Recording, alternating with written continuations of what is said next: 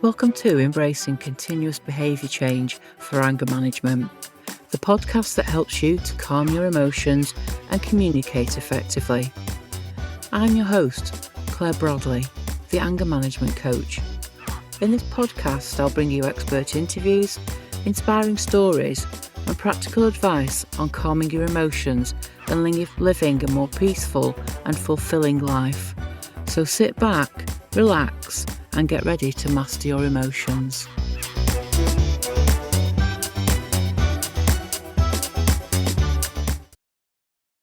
So, good evening, listeners. I'm Claire Bradley, your host. Thank you so much for tuning in. I have, as you would expect by now, another amazing guest for you all to listen to today. Tonight, we have Michelle Steiner, who is joining us. Hiya, Michelle. How are you? Great, Claire. How are you doing today? I'm really well, thank you. It's been a long week. It's been a very good week, but long, Good. and I'm tired now. But yeah. So whereabouts in the world are you situated? I live in the United States. I live in Pennsylvania. Oh, lovely. Very nice. And it's 3 o'clock there where you are. It's It 8 o'clock here is. in the evening. So, Yeah. Michelle, I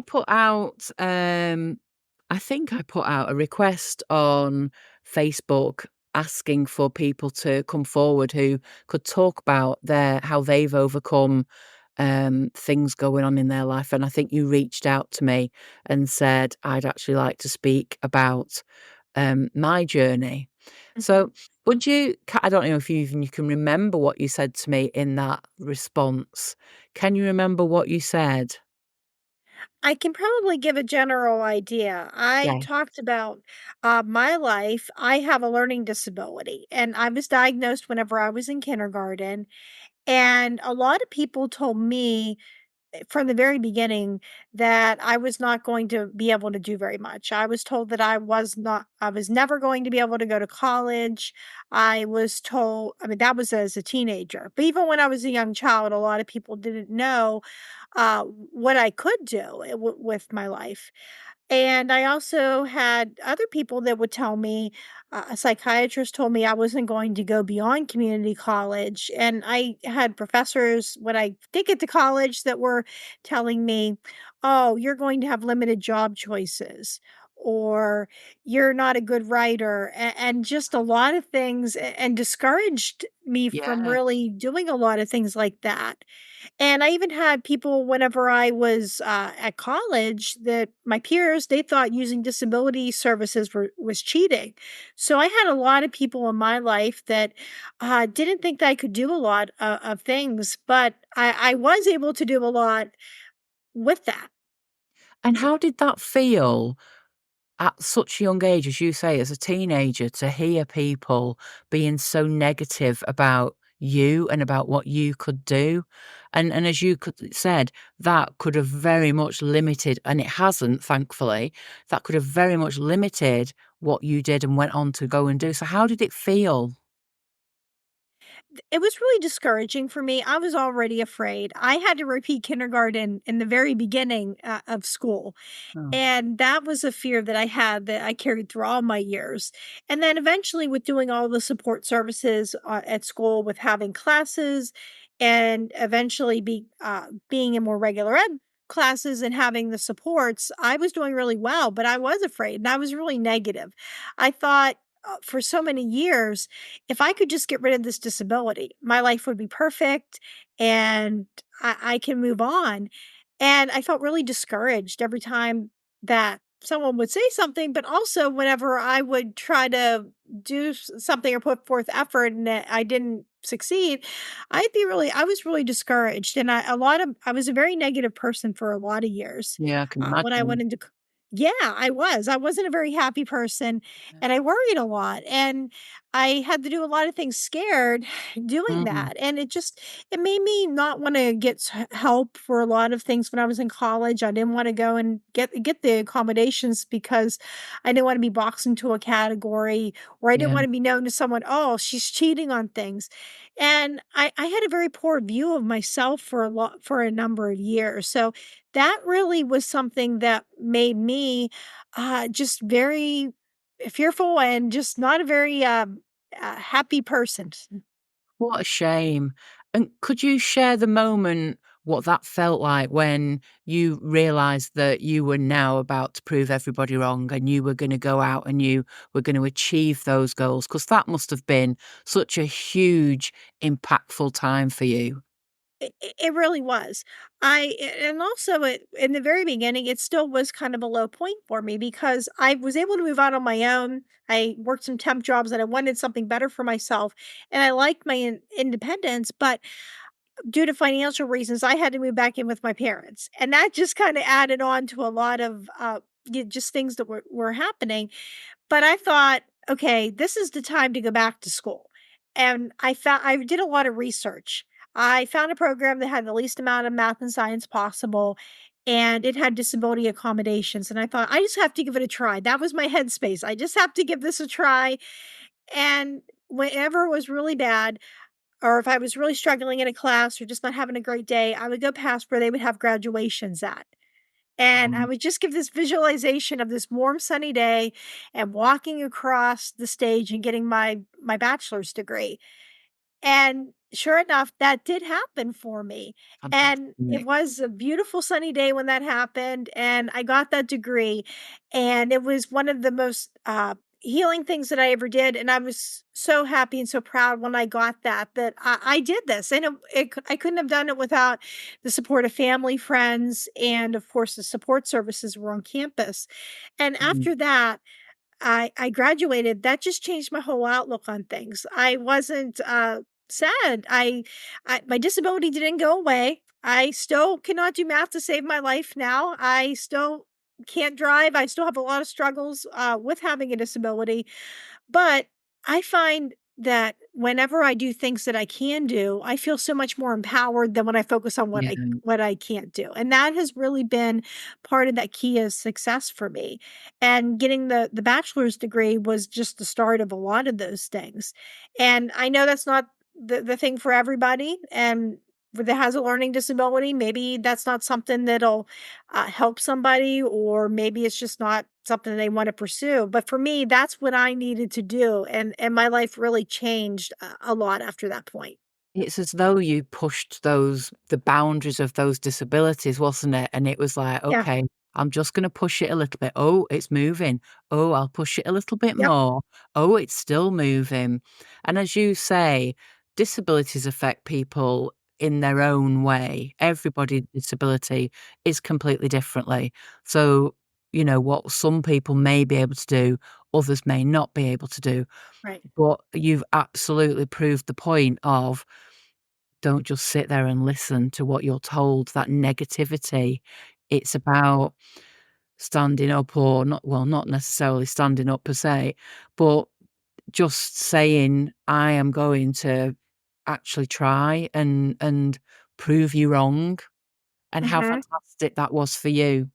So were there any particular challenges or self-doubts that you struggled with when pursuing your education or your career, and how did you push through those moments? Yes, there was definitely a challenges. Anything math related was a challenge for me, and I knew math was Yeah. going to be that. Yeah, it was definitely going to be that point that was going to give me difficulty, and anything science related. And what I did was when I was in those classes, I made sure that I went to tutoring, I talked with my professors, I let them know what was going on, and I did not do well in them. I in one class, I was able to get a waiver when I was at community college because I had the documentation of a disability, and I also had that I was going to class every day, I was going to tutoring, and it still just wasn't working out, and Yeah, everything matched up according to, with the disability. yeah, When I got to university, I didn't have the option of a waiver. Instead, what I had to do was I got a really great professor that right. was a philosophy-based class, and he saw that I was trying every day. And I was going to tutoring, and it was so discouraging going in there and not passing the test, but I used all the disability accommodations, and I passed the class with a D, and that's all I needed. So, Oh, but fantastic. but that was doing a lot of research too. Mm. Now at my job, I have to let people know I cannot do math. That is something that I'm not able to do. And sometimes I do encounter situations where they might put me in a class where they're doing that, and I just have to be honest. If a kid asks me for help, I'm really sorry, I can't help you. I'll Yeah. say, okay, the teacher's over there, go ask her. Um, so sometimes that can be an issue. Driving can also be an issue as well. I'm Okay. not very coordinated. And we knew this when I was a very young child because I would flinch every time a ball would come at me and I could trip over air. And we knew driving was going to be an issue because it's not just as simple as, okay, you don't play sports. But what my parents had me do was, we waited a year before we even attempted to try to do anything towards driving. And I lived out in the country, and there was this huge field, and my dad said, "Okay, why don't you go try to mow the field?" And instead of Oh. making these beautiful long lines along this field, I ended up making crop circles. So I always joke around that I have solved the mystery of where crop circles come from. It was you all along. Yeah, it was me all along. And my parents had me evaluated, and I passed every single test except for the visual perception. They said it wasn't safe to get my license, but I just took that head on like everything else. I thought, okay, I'll take the bus, I'll walk. I have a great support system with a husband that takes me to work and a great coworker that is able to take me home at the end of the day. And I'm able to walk to where I need to go to. So living in a central location has been important.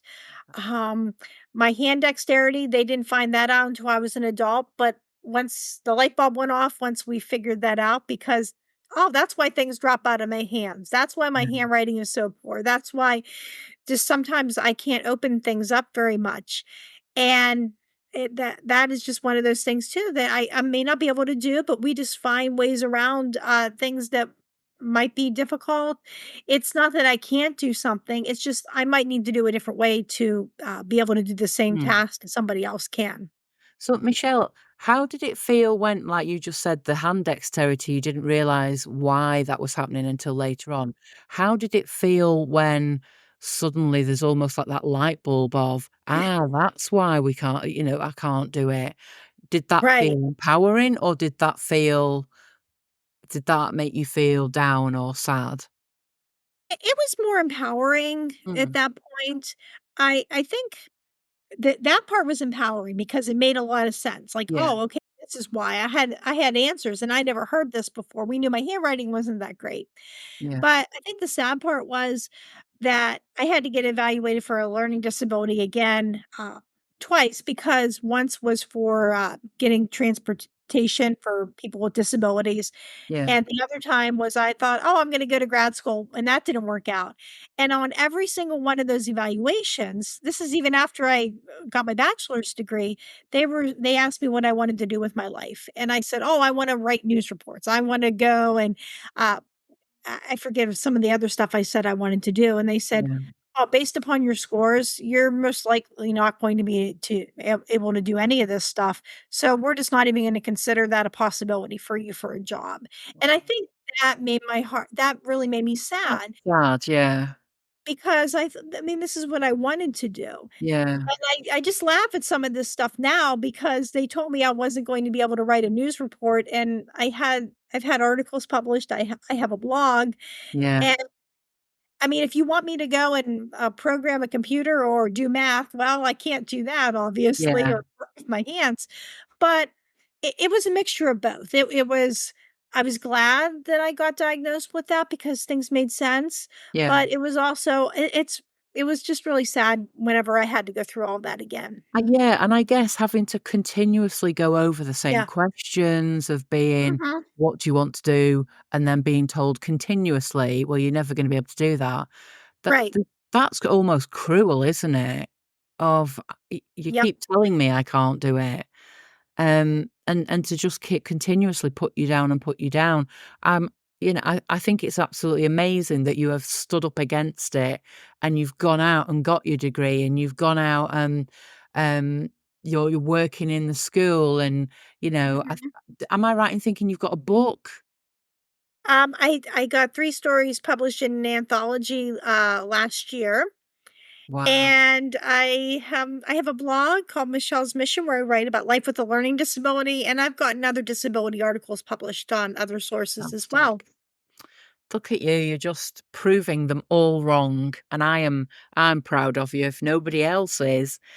Um, so who would you say played a significant role in your journey to success? I would first like to say my mom and dad did an amazing job. They never gave up on me and they advocated for me. And I couldn't have gotten through all those years without them because Brilliant. they really, we spent a lot of long, cheerful homework sessions. They went to a lot of meetings at the school and they did a really good job explaining my disability to me and what that meant. So, my mom and dad, first and foremost. And I would also say my teachers were big on that too Mm, because they're the ones that gave me a lot of the skills, in the classroom that I used when I was in college, that I use today, and if I didn't have that foundation of somebody teaching me how to do a lot of these things, I don't think I'd be successful either. And I also think it's just having a supportive, my husband's great, supportive friends, where if I was struggling in college, they couldn't fix it. They couldn't make my grades being able to pass a class that I needed to, or make the disability go away. But they could make me smile and be supportive. yeah, And I've just been so blessed to have so many wonderful people in my life. that's the important thing, isn't it? Is to have that Mhm. support around you that can bolster you through those Yep. difficult times. Right. So you've talked about your photography. So what drew you to photography and how has that helped you to express yourself and your experiences? Well, one of the things I can remember is somebody saw the potential in me. I was at an adult writing group when I was very young, and I not only got that encouragement from other people with writing about having a disability, but I can remember there was an older woman in our group, and she was looking at pictures from prom. And at the venue, there was a picture of a tree. And all my peers asked me, "Why'd you take a picture of a tree?" And this woman looked at the picture and said, "This shows perspective." And I thought, "Oh, I'm not an artist. I can't draw a straight line. Oh, I'm Mm, not good at art." I had tons of arguments with another friend about this for years. And I put it on the shelf and I was at a wedding. My husband and I were at a family wedding and we went and took pictures at a cemetery on our way back home. And there were some angels and I took some pictures and I was showing them to a friend and she said, "Wow, these are really good." And this one of my friends who saw this was really particular about things and she yeah. wouldn't lie about it. And I Wow. entered it into a show and I think I got honorable mention with that my first time, and I thought, Wow. "Okay, the I like this." So I started taking more pictures and entering them into shows, and then I started, taking pictures of flowers and other things, and people were saying, "Wow, you really bring out details in a flower that I miss." And I'm not able to drive because of my disability, so I take a lot of long walks, and on these Yeah. walks, I take pictures of flowers, and I literally get to stop and smell the roses, and if I wasn't, uh if I was driving, then I would miss all those shots, or, Yeah. yeah. You're too busy driving. You miss everything, don't you? Yes, exactly. How wonderful to be able to enjoy that. I love photography. I'm a very keen photographer, very amateur, but very keen amateur. So, and I can completely understand the passion that you would Mhm. have in doing that and in seeing that detail. Um, so, looking back at what you've overcome in life, how has your learning disability shaped you into the person that you are today? It has shaped me into somebody that is independent. I can definitely I love doing things with other people, but I can also be that person that kind of stands on my own ground and can be able to do a lot on my own and think a lot of things with that. I also think it shaped me when I work with students Mm, because I get to understand not what everyone goes through, but what a lot of my students go through. Sometimes it's like hearing a recording of myself. I work with seventh graders and a lot of times I hear this, "I hate my disability. I hate having an individual education plan. I just wish it would all go away." And mm, I get to tell them it's not a bad thing to have a disability. And I get to sometimes share, I have a math disability, so this is really hard for me. And mm, I understand where a lot of them are coming from. And I get to tell them, okay, this is how you advocate. This is how you speak up for yeah, yourself. And I honestly think if I didn't have my disability, I would still be definitely someone who wanted to work and help other people, but I wouldn't have that ability to be able to go in and to truly understand Mm. what a large majority of them are thinking and feeling. I guess that's it. You're in their shoes, or you've been in their shoes in those younger days of your own Mhm, life, and you can look at it from the different perspectives and the different angles and almost mhm. advocate, I guess, for Yeah. them and help Mhm. them to have a voice, as you say, to help them overcome their disabilities, and to push the confines of that Yes. disability. Absolutely amazing. So, what's next for you then? What do you have any exciting projects or goals on the horizon? My goals are definitely to expand my blog on Michelle's Mission. I would like to write a book someday, and I want to definitely be able to go out and share my story and to be able to speak and just being able to help other people that have disabilities, whether that's in the classroom or it's through writing articles and just having that connection and being able to help somebody else out. And you speak fantastically. You're Oh, very thank easy you. to talk to. Um, I had a very brief look at your blog before we came on today, and at your photography, and it's absolutely wonderful. Um, so, what would you to any of our listeners who maybe, I don't know, younger listeners or teenage listeners that have been in that in or are currently in those shoes that you've worn, what would you say to them? What advice would you give to them as to what they can do if they are told you're not good enough or you can't do something? How can they how can they Mhm. be resilient through that? I would first of all encourage them to know what they want to do Hmm. and to be able to find a way to do it. It's you and to remember the success may not always come in the package that we expect, but sometimes it comes in something even better. I And if love one way that. doesn't work, try another way and just keep on researching that and not to give up. I mean, there is a way to be able to do it. It may not work on the first try, but just to keep their goals in mind and to try to silence a lot of those people that really, I honestly Mm. think want to help, but they don't understand the situation and just to, go after what they wanna do. I love that, that it may be in different packaging. Mhm. Absolutely. And if it helps anyone listening, it took me 4 attempts to pass my maths. So, yes, I am useless at maths. I probably couldn't do anything now. So Michelle, how could our listeners reach out to you? Where can they find you? Sure, you can find me at my blog, www.mrsmichellesmission.com. Fantastic. And we will put the links to your blog in the podcast notes for anyone to pick up there and your bio. So you'll have to send me your bio, please. Yes, I will Um, do so. Thank you so very much for coming along to our recording today. I've loved speaking to you and for the passion that you've shown in pushing those boundaries and absolutely blowing all of those negative comments from people out of the water and standing up and saying, "This is Michelle. I am Yeah. telling you and showing you who I am." Very well done to you, Michelle. Thank you so much. So thank you very much for coming today. You. Take care. Thank you for listening.